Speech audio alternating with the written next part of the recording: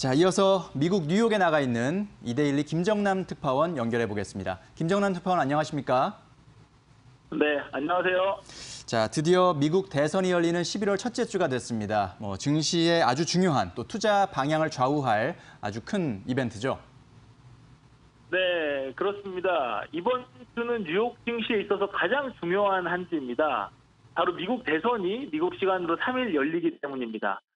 요즘 미국 대선 판세를 보면 한마디로 혼돈이라고 표현할 수 있을 것 같습니다. 일단 각종 여론조사상 조 바이든 민주당 후보가 유리한 것은 부정할 수 없지만 도널드 트럼프 대통령의 추격전도 만만치 않기 때문입니다. 일단 월가 입장에서만 보면요. 정확히 말해서 월가가 이번 대선을 보는 시각은 누가 됐든 빠르게 대통령이 확정됐으면 좋겠다는 겁니다. 그간 월가에서는 감세 등을 주장하는 트럼프 대통령이 시장에 더 우호적일 것이라는 분위기가 있었는데요. 두 후보 간의 격차가 점점 벌어지면서 바이든 후보가 당선이 돼도 대규모 부양책 처리 등을 이유로 그리 나쁘지 않을 것 같다는 기류가 있었습니다. 두 개의 의견의 공통적인 건 과거처럼 되도록 빨리 둘 중 한 명이 패배 선언을 하고 한 명이 대통령 자리에 올라서 불확실성을 줄이는 겁니다. 그런데 최근 이 그림이 점차 깨지고 있습니다. 선거 전문 사이트 리얼 클리어 폴리틱스의 집계와 분석을 보면요. 사실상 대권의 향방을 결정하는 6대 경합주의 지지율 차이가 3%포인트 남짓에 불과합니다. 오차범위 아니라고 보시면 될 것 같은데요. 최대 승부처인 썬벨트의 플로리다주와 러스트벨트의 펜실베이니아주를 트럼프 대통령이 잡을 경우에 역전이 가능하다는 시나리오도 있습니다. 트럼프 대통령이 진다고 해도 그 차이는 그리 크지 않을 가능성이 높습니다. 이럴 경우에 현재 1억 명 가까이 되는 사전투표를 두고 트럼프 대통령이 사기라면서 불복을 선언할 수 있다는 건데요.